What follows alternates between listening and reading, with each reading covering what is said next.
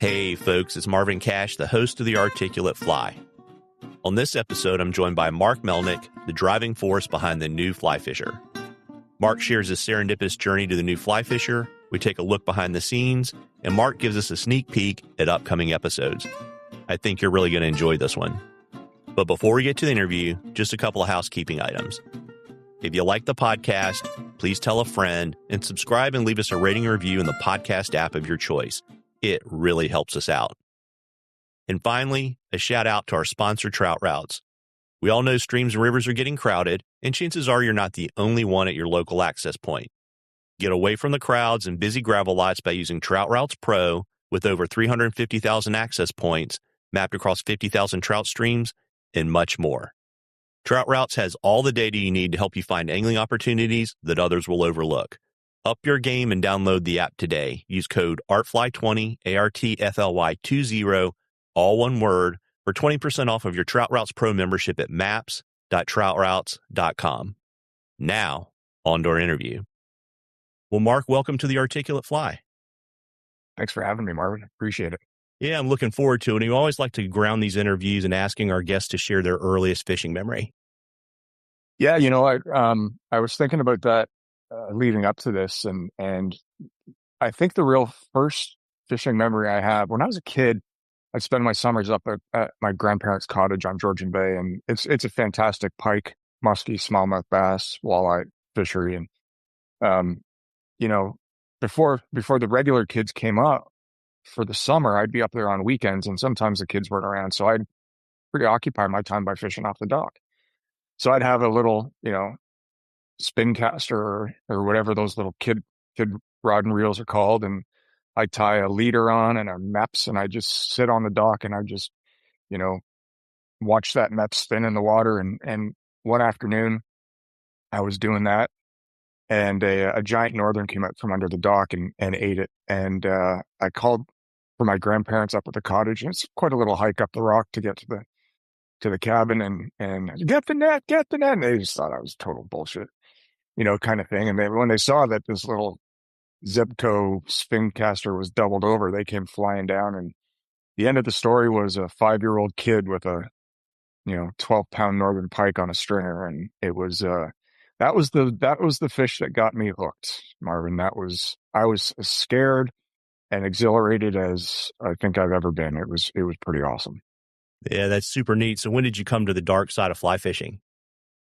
Yeah, my parents divorced when I was 4, and my mom remarried when I was 12, and we moved to this place that had access to a local creek river, really close to the house. And one day I was down there at the park, and I saw these guys whipping these whippy sticks around, and I went up and asked them, well, what is that? Well, it's fly fishing. And I was about 12 years old. And I asked them, well, where do I buy a fly fishing rod? That looks fun. And they said, well, go to your local Canadian Tire, which is kind of like a catch-all for anything. You can get marriage licenses and guns and, tires and all that kind of stuff. And so my first fly rod for stream trout, stream rainbows, browns, and brookies that are only, 8 inches big, if we're lucky, was a Royal Coachman 8-weight. I bought an 8-weight as my first fly rod. Didn't know what to do. Tied the fly line right to the reel, no backing. Went and bought a how-to fly tying kit and started tying my own nymphs and started catching these little rainbows, browns, and brookies on this little river that was real close to the house. So it was, I taught myself a lot of bad lessons in those years. I'll tell you that much for free. I didn't have any guidance at all. All my family were conventional anglers, and it was just trial by fire. And what a rush though, when you catch your first fish on the first fly you tied. It was, I can remember that brown trout for sure. Yeah. And that's all pre-internet too, which is a totally different way to figure things out. Exactly. Yeah. It's funny. So, if we talk about maybe mentorship, like up until you started working on the New Fly Fisher, who are some of the folks that kind of mentored you on that fly fishing journey, and what did they teach you? Well, I kind of fell into, so to back up a little bit, I fly fished a little bit when I started at 12, and then, got into high school and started doing other sports and rugby and swimming and things like that. And the fly rod got put away for a while. Then I went to university and drank beer and chased girls, and the fly rod stayed away for that. And then, graduating university, you start your career so I didn't really pick up fly fishing again until I think around 2010.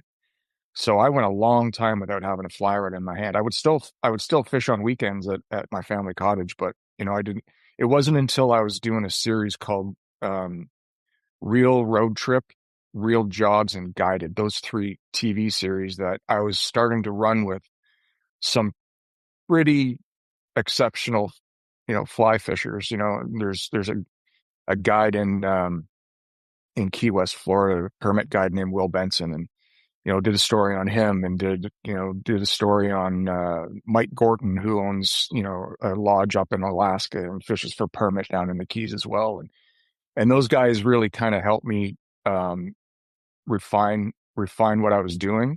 I remember a trip to the Bahamas, fishing with Blackfly Lodge, and the owner, took me aside and said, "Your cast is a mess. Let's work on this." And he gave me my first real fly fishing lesson. Clint Kemp is his name, and he you know straightened out my cast pretty quick. And I mean, the fundamentals were there, but there's just little things that screw everything up. And yeah, and then when I was working in television, met Colin McEwen from the New Fly Fisher, and we started becoming friends. And he helped me produce a lot of those series, and he was a real mentor to me as well. So, before the New Fly Fisher, my mentors were all professional guides, which was trial by fire for sure, and a great learning curve. Yeah, which to kind of put that in context for folks, that means you really kind of came back to fly fishing only a couple years before you did those few episodes for the New Fly Fisher, right? Exactly, and it was only by necessity that I had to have a fly rod in my hand because of the shows that I was hosting. A lot of the people that we were featuring were fly anglers, so you'd be out there, and it's just like downhill skiing, right? When I was a skiing coach, I was taught something in my early career that only ski with people that are better than you, because you learn by osmosis, you learn by watching, and it's the same in fly fishing. You always fish with people that are better than you are. Sounds a little snooty now that I say it out loud, but we fish with everybody. But you try to watch these excellent casters and these excellent anglers, and you learn a lot by just simply watching and being a part of that experience. Yeah, it's funny you say that. I was just talking to someone not too long ago about they were signing up for fly tying classes at the fly fishing shows, and I was like, just the tricks that you learn in a class are worth the price of admission. I mean, that's the game changing stuff, right? 100%, 100%. Yeah. So And if we shift gears a little bit and we kind of go to your broadcasting career, we can really kind of say that broadcasting was in your blood, right? yeah, yeah. I was fortunate enough. My father started in radio when he was 19 years old, and worked at a station in Toronto, Ontario. And when he was 19 years old, he was actually Billboard Magazine's Broadcaster of the Year for the world, right? So, and then he went on from radio into television and sports television, and I kind of grew up around sports figures and hockey players and that sort of thing, and he always told me never get involved in television, because broadcast will take you away from your family, and you won't ever be at home, and your life will end up like mine in a divorce. And, so of course, being a teenager, of course, I gravitated to it, and because he told me not to. Yeah. So, my first time in a production truck for an NHL hockey game, I was 5 years old, and just seeing all the director and the producer and all the people yelling and screaming at each other and having 50 monitors on the screen and buttons flying and all this sort of stuff, I was addicted by it. Um, so in my final year of university, I took outdoor recreation, parks and rec. I wanted to be an ecotourism business owner. And I said, screw this. And I fast tracked my degree, finished, um, finished the next semester, and got a job that spring working for TSN, which is the equivalent of ESPN in the States, as a showrunner for the World Nordic Games in, I believe, 1996, 1995 or 1996. And hit it off really well with one of the producers. And he said, if you need a job when you're done, school, give me a call. And if I have something for you, I'll bring you on. So I did, and started doing highlight packs for Major League Baseball and hockey games. You know, you're sitting in a room with a bunch of guys, and you're responsible for 3 or 4 games a night to write the scripts and do the highlight packs and all that sort of stuff. And yeah, so that was my intro to TV, and it's been a fantastic road ever since. You know, making $110 a day and scraping by. And well, actually, $110 was for the guys who actually got to build the teases for the hockey game. The highlight pack guys only made $60 a day. So I was living at home with my parents, and yeah, it was it was a struggle, I'll tell you that. Yeah, it's pretty neat too. But I mean, that's also like, I mean, light years away from fly fishing, right? So, Hmm. why don't we, and I mean, you've done some amazing stuff. You've got like rodeo stuff, you've got Western Rocky lifestyle stuff, you've got bull riding stuff. Why don't you kind of, walk through? I think people would be really interested in kind of that journey, but also too kind of, the adversity and the serendipity that kind of got you, sitting here doing a Zoom with me Yeah, yeah, as the yeah, executive producer of the new Fly Fisher. yeah. So when I was at TSN, I was offered a job to help launch a new channel called Animal Planet. That's run by Discovery Channel, and I worked on Animal Planet for a number of years, sort of working on their graphics packages and all that boring stuff. And um, then I was after that I was laid off, which happens a lot in television. And I ended up at a job with Outdoor Life Network, OLN. And while I was doing OLN, we started with adventure extreme sports shows. So we'd run around and do all these extreme sports, and I was a stunt double and a producer. And one afternoon, sitting in the office, this ginger-haired guy walked in and went into my boss's office and sat down. And an hour later, he popped out, and I met him. It happened to be Colin McEwen, and he was there pitching the very first episode of the new Fly Fisher, and that was 25 years ago, almost 26 years ago. And I met Colin then, and didn't think anything of it.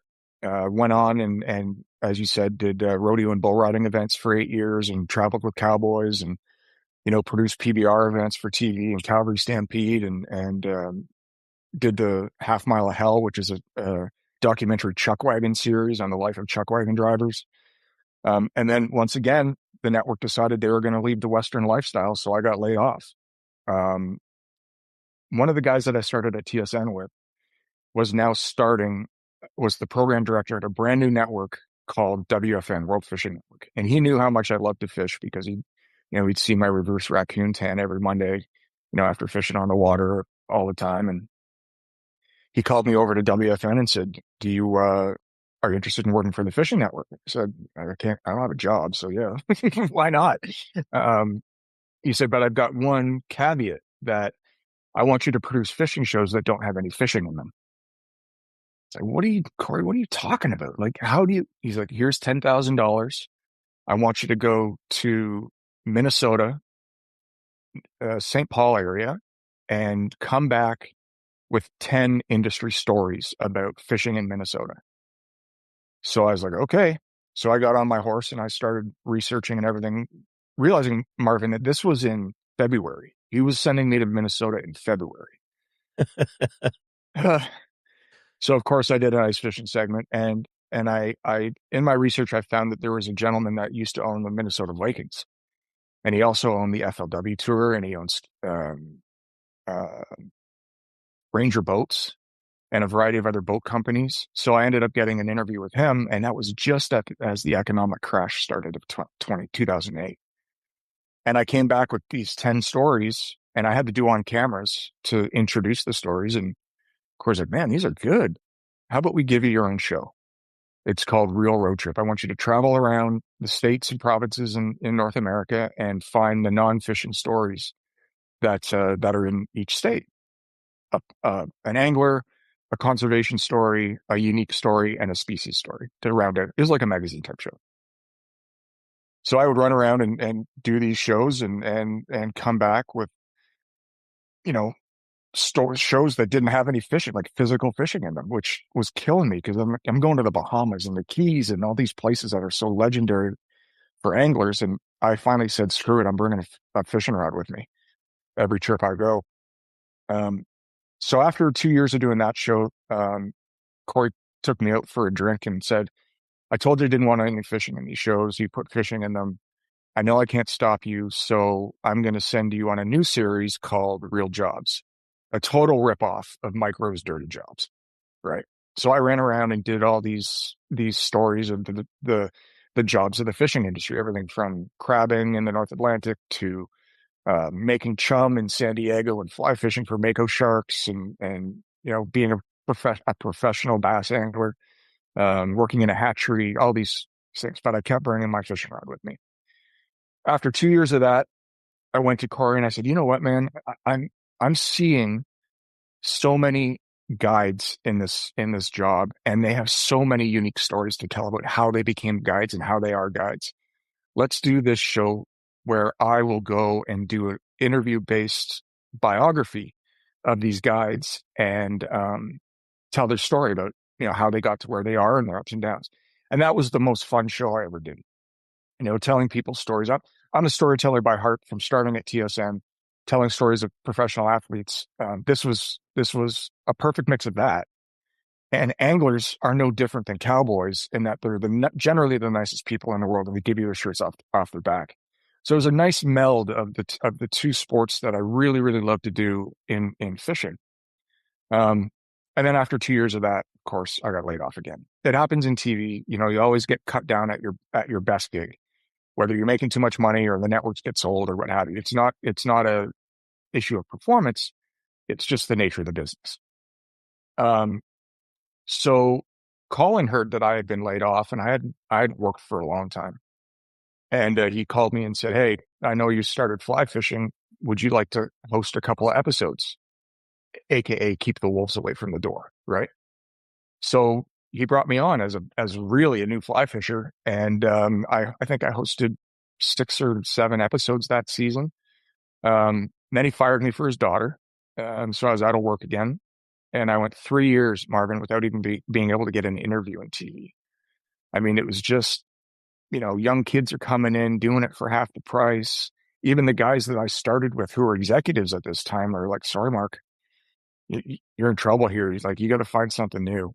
Um, anyway, and then the New Fly Fisher fell in my lap and became partner at the New Fly Fisher. And I actually forget what your question was now. Yeah. Well, it actually works out perfectly because we kind of ran through the question. We're exactly where we need to be. And, I think the interesting thing is, sounds like you probably got laid off almost a half a dozen times probably before you got to the New Fly Fisher, and Yeah. you were out of work for almost 3 years. And, in some ways, getting kicked in the teeth that much makes you tougher, but you kind of have to learn that resilience. So kind of like, how did you learn that? And kind of what was the closest kind of in the last, I guess, what would that be, the first 20 years of your career from walking away from broadcasting and doing something different? Yeah. So during those 3 years, I had to invent something, and to to keep some money coming in. So I ended up doing a show up on a really remote river up in northern Ontario, Canada, fishing for big brook trout. And I'm talking big brook trout, like brook trout that are pushing double digits in weight. And I, came back from doing that show, and I said to the owner, I said, "Do you understand what you've got going on here? You don't have anybody fishing these rivers, and you've got a plane. Let's develop a brook trout program for world-class brookies in the river." So I consulted with a lot of the Aboriginal elders that used to fish those rivers when they were young, and we'd sit and look at a paper map and find a river. The elders would tell me what they thought of it. We'd jump in the beaver, go explore that river, and deem it whether or not it was well enough, would fish well enough to be a part of the program. So that was kind of what I had to invent. And I did that for a couple of years. The program was great. People catching giant brook trout regularly. And then I got laid off again. And when I got laid off that last time, I really had to reevaluate where I was going in my career. And I had a young family. Um, Times were tough. My wife supported me through everything and was coming to the end of her rope, understandably, about bills and mortgages and all that sort of stuff. And I said, "Okay, I'm going to go back to school." I come from a family of teachers. I'm going to go to go get my master's of education. And so I got all my paperwork in order and my transcripts and everything. And I sat down at the computer with my credit card and I typed in all the information that I needed to do for the application, put the credit card number in, and my finger hovered over the enter button, the submit button. And I went to hit submit and I moved up and I hit delete. And at that point, I said to myself, Mark, you're a TV guy. You've always been a TV guy. You got to stick this out and you got to make it happen. So about 3 months after that, I got a phone call from Colin. He's like, Mark, he says, I want to diversify my productions. And being a past naval captain and doing military shows, he said he wanted to get back into military programming. And he offered me 50%, or he offered me 100% of the new Fly Fisher. I said, well, Colin, how does that look? Like, you're the face of the network. You're the business guy for the show. You're the business guy. You know, he said, no, I'll just sell you 100%. I'll sit with you for a couple months to get you up to speed and it'll be yours. I said, I'm not interested. Not interested at all. That is a recipe for disaster. I don't know the business. All the productions I ever did were funded by the network. I didn't have to go and chase money. I was given free reign to do whatever I want at those networks. So I said no. A couple weeks later, he called me. He said, I've got Heather, his wife, on the line. Go get Jennifer, my wife, and we need to have a chat. So he sat down and the four of us talked, and the ultimate offer was 50% ownership, and he would stay on for 2 years to steer me through the business side of it. And Jen and I convened and said, you got a deal, let's do this.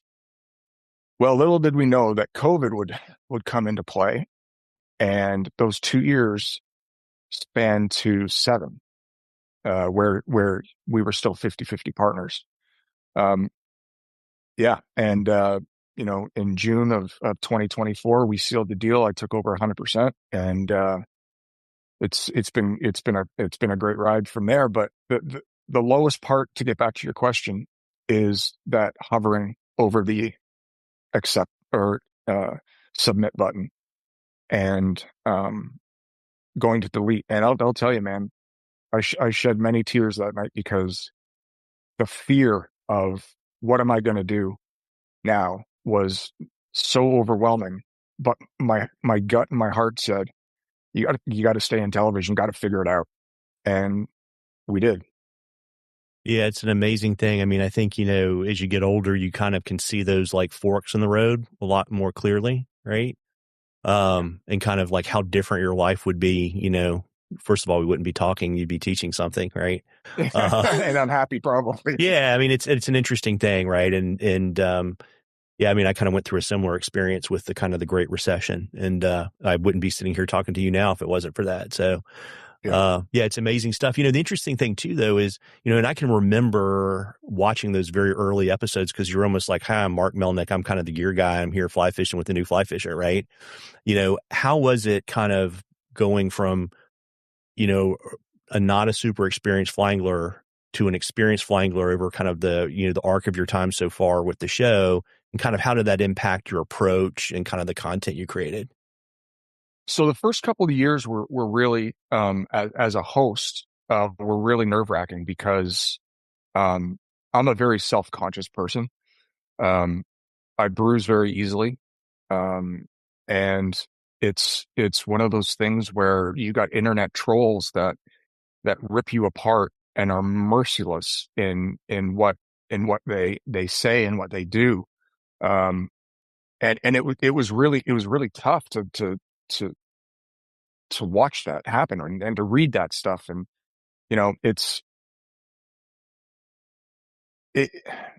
but it's kind of like you got to find your own confidence.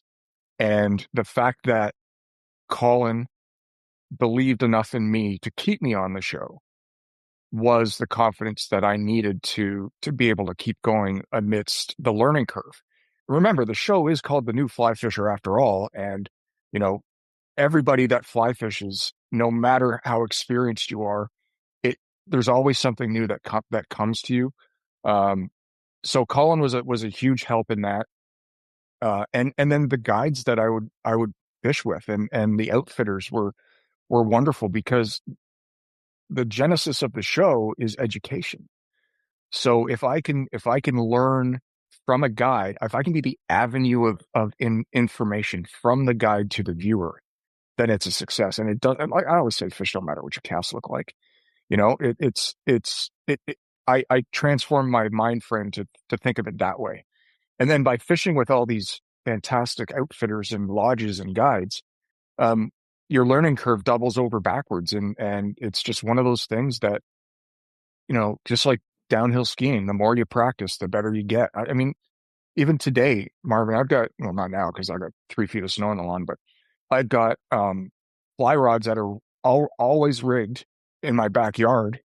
And if I'm having a stressful day, I'll go cast for an hour, right? I'll just cast on the lawn. I'll try to put the fly close to my chickens kind of thing and watch them run around and then hit it again kind of deal. Um, yeah, so it the early days were tough, but I had a support network that showed me that it's okay to fuck up. It's okay to get tangled and to land in trees and to lose giant fish and all that stuff. So yeah, it's been interesting. It's been interesting.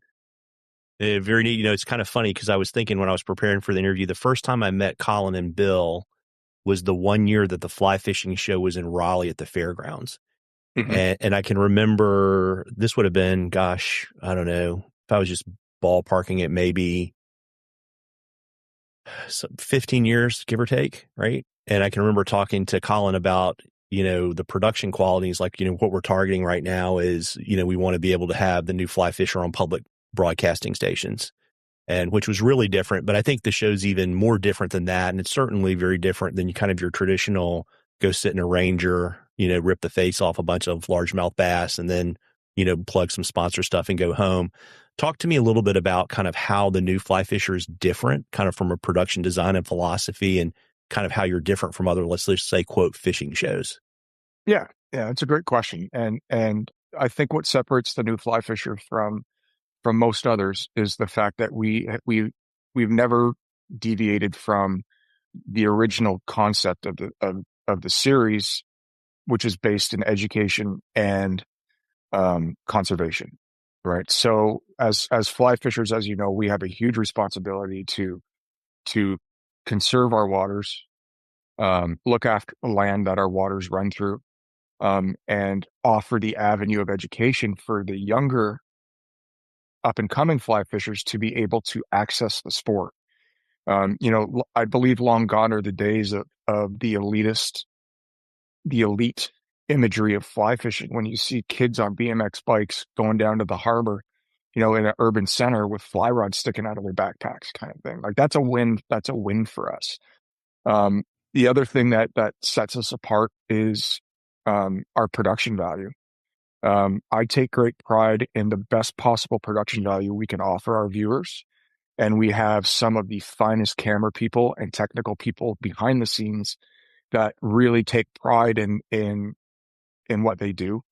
One of my camera guys, the guy who's been with us the longest, he's never picked up a fly rod. He doesn't fish, but he's a storyteller at heart. He's a documentary producer, director, and he helps. They all help me with the storytelling. The fact that we are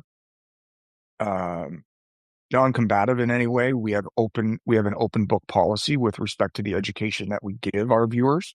There are no secrets. We show the flies that are working. We show the techniques that are working. We show the techniques where we screw up. What we show in an episode of the new Fly Fisher is how a real day happens on the water for Joe Blow.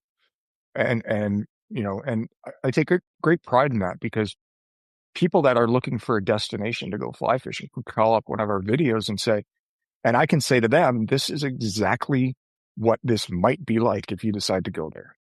So, an open book policy, great production value, and the willingness to be open with our viewers is what I believe to be the key to our success. Very neat. And kind of focusing on the storytelling component, you said storytelling's, very important to you. Talk to me a little bit about your storytelling philosophy and why you think the storytelling is so critical to creating great content? Yeah, another great question. So when I arrived at the New Fly Fisher as a partner, the format was a 23-minute broadcast version of the show. And it was rooted solely in education and conservation. With a little bit of travel into it. And, Colin and I sat down and said, how can we make this better? And through my background of storytelling, we sort of came to the idea that we've got this platform called YouTube where we can show extended play versions of our episodes, so people aren't shackled by a 23-minute version, which allows us to tell the story as it really happens. So what we do is, as for anybody that watches TV, whether they know it or not, there's 4 blocks to every show. Block 1, commercial; block 2, commercial; block 3, commercial; block 4, end. And the format of our show is ideal for having a day in the life in every block. So day 1 is you get there, you get settled, you meet your guides, you tour the lodge, you get to see the place, you go fishing. Day 2 is fishing. Day 3 is fishing. Day 4 is the equipment used in fishing. So it's formulaic in that way, but it tells the story of arrival to departure and then all the good, bad, and ugly that happen in between. And that's one of the things that our viewers tell us they love the most, is that they love to see people that are thought of as quote unquote professional fly fishers mess up, because they can relate to it. Right. And there's no ego here. There's no like, if I fall out of a boat, it's going in the show. Right. Because it also is it's what really happens, but it's also a good teaching moment as to why people should always wear a life jacket when they're fishing, kind of thing. So we take those little moments of good, bad, and indifferent and use those as teaching moments for our audience. And from the feedback that I get, they absolutely love it. Yeah, I think too, as we kind of get more digital noise with all this AI stuff, I think that authenticity is more and more critical to kind of what I call sticky content. Yeah. Yeah. 100%. And by sticking to the authentic side of it, AI can never take that away. Right? They can't take emotion out of the equation. They can't take excitement out of the equation. It's all natural. It's organic, and it happens as it happens in real life. Our hosts don't put on a face when they catch a fish and overhype anything or anything like that. But like, this is who they are. That's who I am. I mean, I get genuinely excited when I hook a 15-pound redfish versus a bluegill on a spider fly. It's just so fun that you can't fake it. As soon as you fake it, people see right through it, and the authenticity has got to be there. Yeah. And I think too, I suspect most of my listeners have absolutely no idea how much work is involved in producing a single episode. And so I was kind of wondering if you could kind of walk us through that process, kind of soup to nuts, because I know you've got like the long YouTube version, there's everything that goes into that, but then you're cutting it down and repurposing it for all sorts of different delivery channels too, right? Yeah, exactly. So the work on an episode starts long before the first cast. So I'm currently off the road, and I am home in the office for a number of months. While we're in the office and not fishing, all the ancillary post-production stuff is happening on the past season. But I'm working on the next season, and then I get brought into the edits of the season before. We do 26 episodes a year, and the end of the winter, start of the spring is when I start to populate that next season's travel schedule. So once I have the travel schedule semi locked in, then I work on dates, flight bookings, all the small details that we need to do to make sure that our camera people and our hosts are safe on the road. And then once we hit the road, it's a day of travel, 4 to 5 days on the water, and a day of travel home or to the next location. Once a show is shot, it comes back. Once a show is shot, it is duplicated in the field. All the media is put on a separate drive so that we have 2 copies of everything. And then We get back to the office. The host has their copy of all the footage. The master footage goes back to the home office where another copy is made. And then the host will sit down and they will log every single shot, describing what it is, color code it based on a certain criteria that we've set forth as a formula. And that generally takes a week to 2 weeks to go through all the footage and to code all that to highlight what it is. You know, we highlight scenery, we highlight wildlife, we highlight fish catching scenes, we highlight bloopers, we highlight food, we highlight lodging, guide tips, all that sort of stuff. So it's real formulaic on how that's all organized. Once that's done, the host then starts building the show. And they build the show on something called a paper edit. So what they'll do is they'll go through their stack of papers from each card, from each day, from each camera, and they will start writing down the order in which they want the shows to run in, or the show to run in. So openings on camera, this card, this flip, blah, blah, blah, blah, blah, all the way down to the closing scene. And that takes about 2 weeks to do as well. So once the paper edit's done and the voiceover is done, which is the voiceover is all the links to each segment that may have not been done in the field. Then that whole package goes to an editor. That editor will start cutting the long version of the show, and that long version will be as however long as it needs to be. That long version will then go to our production manager for first set of eyes, and she will make notes on that, tighten it up, fatten it out, wrong music here, and there's a technical glitch here, whatever it needs to do. Goes back to the editor. Then it comes to me for final eyes. I will take one last look at it, approve it or send notes back. And then once it's approved, it goes to the post audio editor. After color correction by the editor, it goes to the post audio technician. They do all the audio mixing and everything on it. It goes back to Caitlin for finalize and approval. Once it's approved, then the shorter versions get cut of the episodes. So it's crazy, man. Like, think about cutting an hour and a half show down to 23 minutes. Like, it's a hatchet job. The content's still great and broadcast quality, but it doesn't tell the whole story in the way that we want it to be told. Then once those versions are done, we have finalized on that. And then the final version has to be delivered to the network at least 2 weeks before airing. So we have a rolling schedule of 26 episodes where shot listers, script writers, editors, and post audio all have to meet certain deadlines. If they don't, if that train falls off the tracks anywhere, we're screwed. We're absolutely screwed. So it's a really fine tightrope walk of being efficient, and being able to put your head down and get it done based on the timeline so that we can make that broadcast window. So that's basically what happens. And then we do that times 26, right? It's 26 times we do that process.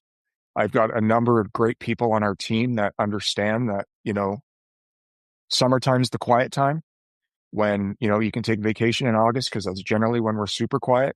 But, we're fishing from April through to March, usually, depending on locations. And for the editors, they know that, come September through June, they have to have their head down and laser focused on delivering quality product. Got it. And so for a host, how many camera people and sound people and folks kind of travel on each shoot? Yeah, good question. And one of the things that I'm really proud of is that we are a skeleton crew.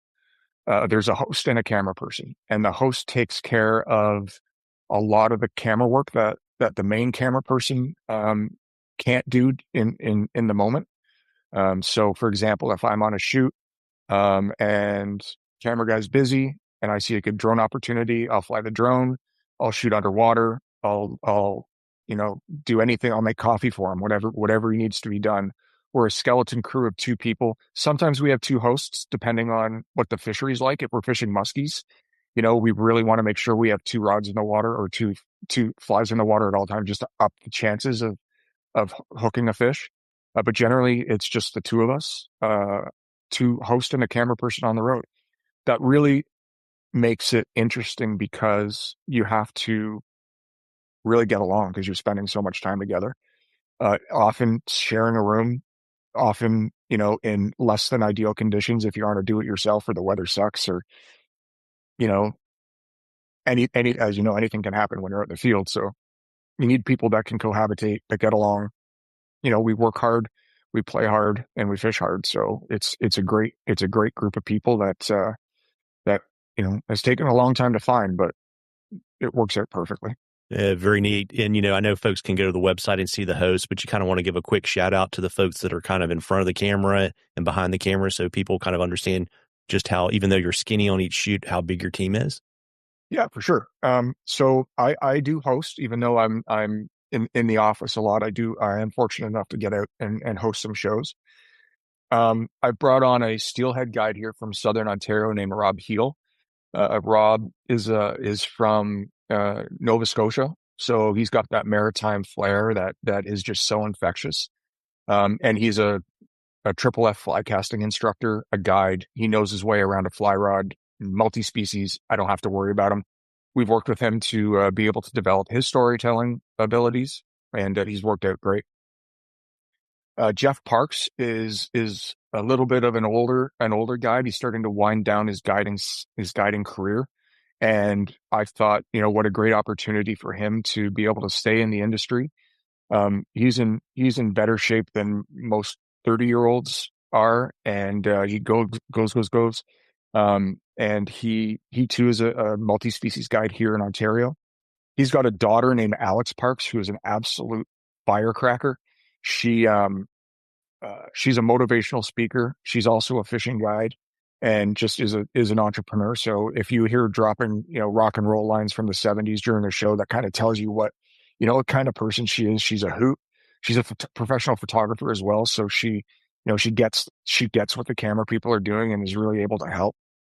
And then we've got a couple of guys that are specialty, and the one that's been sort of a staple on the show for many years is a stillwater expert out of Alberta named Phil Rowley. And Phil, though he's a great fly angler in moving water as well, but he's made his life making a living fishing stillwater. And anybody, fly fishing is a niche to begin with, but to fish a niche of a niche and make a living at it is just, my hat's off to him. And he's been a fantastic partner in hosting for us for years. But I think the bottom line is I do have to say Bill Spicer's still part of the team. Though Bill isn't on camera anymore, due to some medical issues, he is still very much a part of the New Fly Fisher family. I keep him busy behind the scenes here and there, with shot listing and scripting and helping out what we may need. He's asking me if he can start a podcast series, which we're considering as well, for the New Fly Fisher. So Bill's still very much a part of what we do. And you talk about mentors, he was definitely one, because I'd be in the field and I'll be having hell with a fishery, and he was always willing to take a phone call and say, okay, what are you doing? What haven't you, what have you tried? Try this, try this, try this, try this. And 99% of the time, his advice would pull the show out for us. So, and then we've got Tom Rosenbauer that joins me on a couple of choice trips a year, where we produce shows together. And we also bang out the Tom's tips for Orvis at the same time. So all the tips that you see on the New Fly Fisher channel, the Orvis Guide to Fly Fishing channel, and the Orvis site are all done by the New Fly Fisher team in conjunction with Orvis, and it's just a great partnership. But Tom has been a fantastic mentor in my fly fishing career, and I think the biggest thing that he's taught me is you don't have to make fly fishing complicated. Just go out there, do what you like first, and then if you don't succeed, then you can worry about complications of the sport. It's really an easy sport to catch fish with. You can make it as complicated or as not as you want. So those are our hosts for this coming season. I'm excited for it, and I think I've got a pretty strong team in place. Yeah, very, very neat. And, you mentioned earlier in the interview that you became 100% owner in 2024, and was just kind of curious, you're relatively, you've been with the show for a long time, but relatively new, being the 100% guy, kind of what's your vision for the show moving forward? And, how do you plan to kind of evolve and honor Colin's legacy? Yeah, yeah, we lost Colin about 2 months after we closed the deal. He passed away from a terminal cancer situation, and we knew it was coming. But Colin really set me up for success with the New Fly Fisher, and I went to see him a couple of days before he passed away to say our goodbyes, and um, I promised him that I wouldn't change the core of the show as education and conservation. But what I am planning on doing is developing that documentary series even more and increasing our travel reach. So we do a lot in North America. We do a lot in South America, Chile and Brazil. I want to increase our saltwater presence with the show, and then start poking around in places like Ireland and Scotland and Northern Italy and Estonia, and one day hopefully getting down to New Zealand and fish Australia, and really make it a worldwide fishing adventure show that people. I mean, we're distributed in many of those countries now, so people know the show, they know they know what we do, but to showcase Northern Italy marble trout, to showcase, you know, XYZ species in XYZ place that we've never been, I think is a great opportunity for the New Fly Fish to expand not only education, but also our footprint globally. Very, very neat. And kind of a related follow-up question, to say that the media landscape has changed a ton in the last 25 years is a huge understatement, right? Because I mean, 25 years ago, you didn't have the option of like, well, it's as long as it needs to be. Yeah. What are some of the changes you've seen? But then, also with the changes come challenges. What do you see as kind of the changes, but as well as the challenges moving forward to kind of, continue to stay in the game, kind of at the level that you're playing now? Right. So that's also a great question. This was a fun interview. I think the biggest change that I've seen in the last 25 years is technology with respect to cameras. When we first started shooting fishing shows for WFN, there's these big ENG cameras that would sit on your shoulder, and they were worth $350,000. And it was, you had to have a separate truck for all your gear and so on and so forth. But today, I mean, I remember the first time I used a GoPro fishing mako sharks in San Diego with Conway Bowman. And I had this epiphany that said, this is a $500 camera. This is a disposable camera. I can stick this thing in a shark's mouth, and as long as I get the chip back, I can get that shot. So with today's technology, with DJI, Osmo cams, with drones, with action cams, extended battery life on these things, it's really changed the landscape. I remember a time when it was $2,000 an hour to rent a helicopter. Right now, you spend $1,500, you got a drone, you can fly anywhere you want, pretty much. So the technology has been the biggest change, not only in camera gear, but also in fly fishing technology. And I think the biggest challenge is for us as creators is to keep increasing the production value. With these new cameras comes opportunity for bigger, better, stronger. And in order to have a team that stays on top of the tech, that is able to effectively jump in with a brand new piece of technology and run with it, is the biggest challenge moving forward. From the TV side, from the fly fishing side, I think our biggest challenge is just getting youth involved, getting more people involved, and spreading out the pressure on our rivers and lakes, and looking after the resource and giving back. That's the biggest challenge on the fly fishing side, if you ask me. On the monetization side, kind of anything in terms of like how things are financed and how they're monetized now and kind of that direction? Because I mean, seems like kind of traditional cable TV is going away, right? Yeah, it is. It is. And, Colin and I, 2 or 3 years ago at the Denver Fly Fishing Show, were able to sit down with Simon Gosworth and Tom Rosenbauer and sort of bounce an idea off them, which to me at the time sounded absolutely crazy, which was, why are we working so hard in the endemic fly fishing space when the pie is only so big? There's a lot of people that are asking for money for fly fishing films, for productions, for gear, for what have you. Like, why are we fighting that fight? Um, if we put our collective brains together and come up with a business model that eliminates the need for endemic sponsorship, then we can play with everybody nicely in the sandbox and not stereotype ourselves as being allied with one fly fishing manufacturer. And I think that was a huge step forward in opening the doors for other companies to utilize our platform to, whether they have a new product coming out or just using their rods or their vests or their waders in a show for gentle product placement. Um, Dropping the need to ask for money has gone miles, way further than I ever thought, Marvin, it would.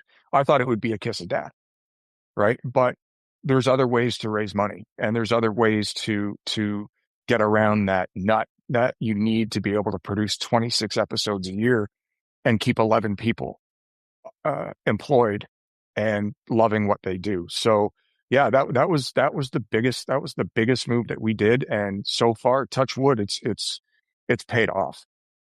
Yeah, it's interesting you say that because kind of going back to the authenticity thing, I think people are smart enough to know that if it's not done that way, they're being sold to, right? And, my whole thing, like, and it's something I've worked really hard on the podcast is, if I tell you to use something, it's because I'm spending my own money on it, right? And Yeah. I think that's super valuable, fly fishing for everything, right? Yeah, we're not NASCAR. I mean, we don't wear labels. It's all gentle product placement that gives awareness of what we're using because people are genuinely interested in the equipment and the clothing that we wear and the equipment that we use. And I think that instead of banging people over the head saying, buy this, buy that, it doesn't hurt us to have a different rod in our hand or different reel on our rod every week. It really doesn't. And it shows that, yes, there's good product out there. We're using it.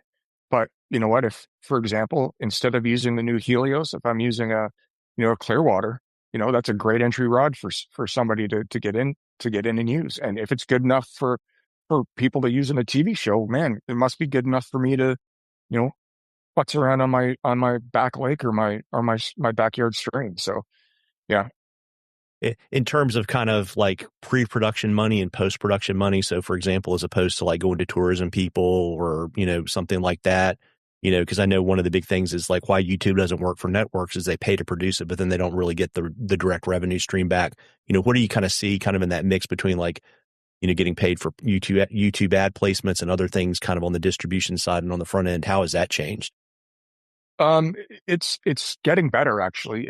The distribution side is fantastic in the sense that, since the pandemic, there's been such a huge increase in interest for fly fishing that, I get a email from my distributor once every 3 months saying, "Hey, I just, are you okay with if I sign a deal for Germany and Austria? Are you okay if I sign a deal with Ukraine? Are you okay?" And absolutely. So those distribution models are definitely helpful in revenue. YouTube is helpful in revenue, but all those monies just go right back into the production budget so that we can continue to create great content. I wish I could take my distribution money and put it towards something fun, but the fun thing that I choose to put that money towards is the production and you know the more money we can play with, the more freedom we have to create great content and keep those production values going up. Very neat. And so, as we kind of start to wind down, what should folks kind of maybe some highlights for our listeners to be on the lookout for as the new episodes drop this season?